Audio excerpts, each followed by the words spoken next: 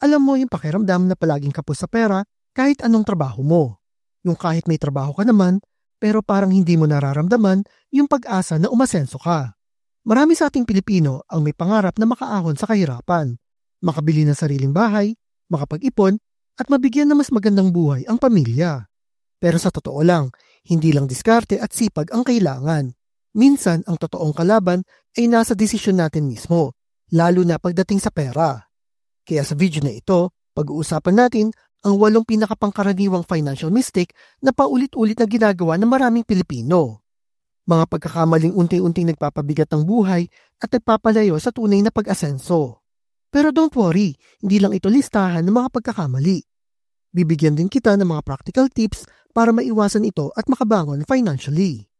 Kaya kung isa ka sa mga Pinoy na sawa na sa kahirapan at gustong umangat ang buhay, make sure na panoorin mo ito hanggang dulo. At baka ito na ang turning point mo para sa mas maginhawang kinabukasan. Mistake number 1. Walang emergency fund. Ito ang isa sa mga pinaka-basic pero madalas nating binabaliwala, ang kawalan ng emergency fund. Marami sa atin ang umaasa na lang sa swerte o bahala na si Batman kapag may emergency. Pero sa totoo lang, hindi sapat yung umasa lang kapag nawalan ka ng trabaho, nagkasakit o nasiraan ng gamit sa bahay, ay mangungutang ka na lang. Tandaan na ang emergency fund ay dapat meron kang 3 to 6 months worth ng living expenses mo. Halimbawa, kung ang gastos mo kada buwan ay nasa 15,000 pesos, dapat at least may 45,000 pesos ka na nakahiwalay sa iyong savings account na hindi basta-basta gagalawin. Kahit paunti-unti, pwede mong simulan ito kahit nga 50 pesos lang a day basta consistent ka. Tandaan na ang emergency fund ay hindi para sa mga luho, kundi para sa mga necessities. At ang mga sales sa mall ay hindi isang uri ng emergency. Ito ang unang hakbang para magkaroon ka ng peace of mind pagdating sa pera. Mistake number 2. Living beyond your means. Ito ang classic na pabongga mentality. Gusto natin palagi yung pinaka-latest na phone, kumain sa labas kahit hindi naman special occasion, o bumili ng mga branded na bagay kahit masakit naman sa bulsa.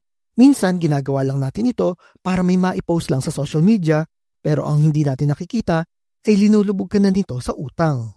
Tandaan na ang pagiging tunay na mayaman ay hindi nakabase sa kung anong damit ang suot mo o yung gamit mo. Nakabase ito sa financial stability mo. Kung mas malaki ang ginagastos mo kaysa sa kinikita mo, paurong ka at hindi ka paabante. Ang solusyon, budgeting at disiplina. Bago ka bumili ng isang bagay, tanungin mo muna ang sarili mo. Kailangan ko ba talaga ito o gusto ko lang? Hindi rin naman nakakahiya kasi na magtipid. Mas nakakahiya yung mangungutang ka kasi palagi kang walang pera.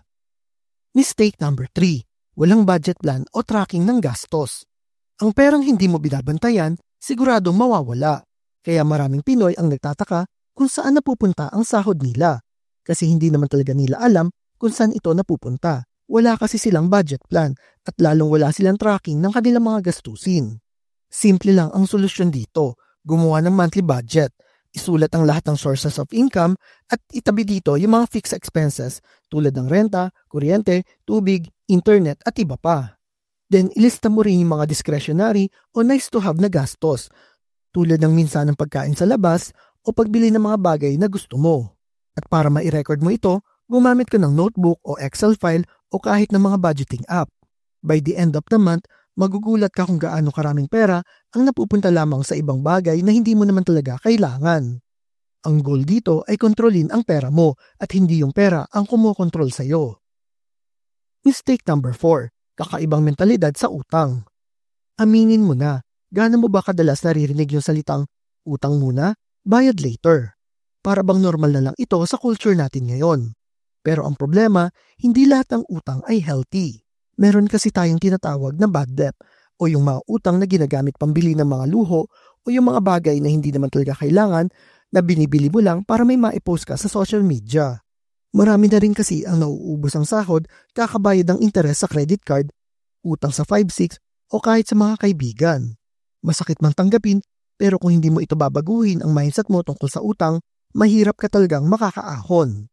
Hindi naman masama ang umutang, lalo na kung ito ay para sa negosyo, para sa mga emergency o para mag-upgrade ng skills mo. Pero dapat may malinaw kang plano kung paano mo ito babayaran.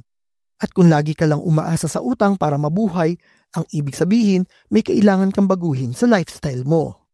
Mistake number 5, walang ipon o savings plan. Paano nga ako makakapag-ipon? Kulang nga yung kinikita ko. Ito ang madalas nating naririnig. Pero sa totoo lang, hindi sa laki ng kita ang tunay na pag-iipon, kundi nasa galing nating gumawa ng diskarte para makapag-ipon ng pera. Marami kasi sa atin ang naghihintay ng malaking kita bago mag-ipon, pero pag dumating na ang pera, mas malaki naman ang ginagastos mo pa rin. Ang sikreto, pay yourself first. Iset mo kagad ang 10% ng kita mo sa savings bago ka gumastos. Pwede ka rin gumamit ng mga automatic transfer para hindi ka na mapunta sa hassle ng pagtatransfer ng pera mo from one bank to another bank. Kung kaya mo nga na mag-load sa cellphone mo araw-araw, kaya mo rin mag-ipon paunti-unti. Ang pag-iipon ay hindi lang para sa future mo. Ito rin ay protection mo sa mga biglaang gastusin at daan para makapagsimula ka na isang negosyo o makapag-invest later on. Mistake number 6, walang investment mindset. Lagi nating naririnig yung mag-aral ka na mabuti para makakuha ka ng magandang trabaho.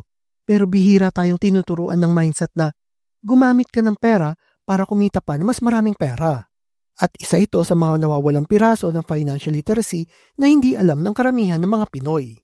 Ang investing kasi ay hindi na lang para sa mga mayayaman, lalo na sa panahon ngayon na maraming accessible na investment option na kahit maliit lang ang puhunan mo.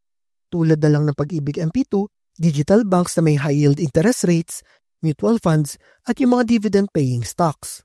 Hindi mo naman din kailangan na maging expert kaagad. Ang mahalaga ay willing ka matuto at magsimula. Tandaan na habang tumatagal kang hindi nag-i-invest, sayang ang bawat taon na pwedeng kitain ng pera mo. Mistake number 7, walang financial goals o long-term plan. Saan mo ba gusto mapunta ang buhay mo financially after 5, 10, or 20 years? Kung wala kang maisagot, malamang nagpapago with the flow ka na lang sa agos ng buhay. Wala kang direksyon at ang resulta, lagi kang abala sa trabaho pero wala kang malinaw na pinatutunguhan. Dapat ay mag-set ka ng specific financial goals. Katulad na lang na makapag-ipon ng 100,000 sa loob ng 12 months.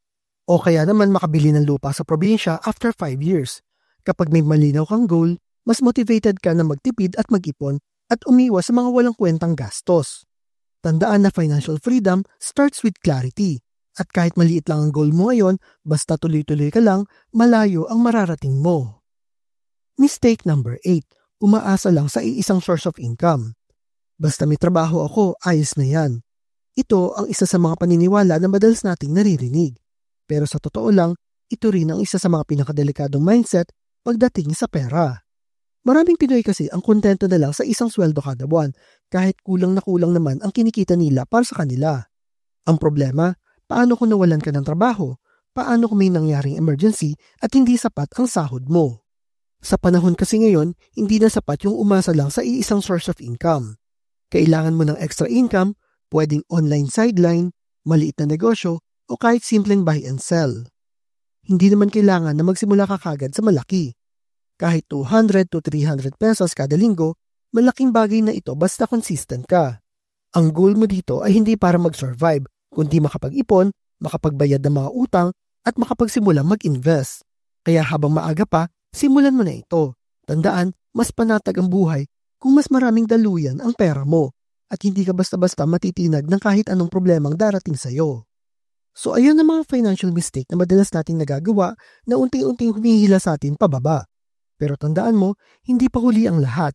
Ang pagbabago sa buhay ay nagsisimula sa awareness at action. Hindi mo kailangan maging milyonaryo kagad. Ang mahalaga, gumawa ka ng mga hakbang para mas maging maayos ang financial future mo. Kaya simulan mo nang ayusin ang pera mo ngayon. Mag-ipon ka kahit konti, iwasan ng mga walang saysay na gastos, at unti-unting baguhin ang mindset mo pagdating sa pera. At kung nagustuhan mo ang video na ito at feeling mo ay makakatulong din ito sa iba, huwag mong kalimutan na i-share ito sa mga kaibigan mo. At syempre, kung gusto mo pa ng mga ganitong content na makakatulong sa iyo sa pag-angat sa buhay mo, i-like mo ang video na ito at mag-subscribe na rin sa channel na ito. Ikaw ba? Alin sa mga financial mistake na ito ang gusto mong iwasan simula ngayon? Type mo naman sa comment section below. At kung mahilig kayo sa mga videos tungkol sa pera, motivation na business, like and share nyo lang ang video na ito at kita-kita po ulit tayo sa mga susunod na video.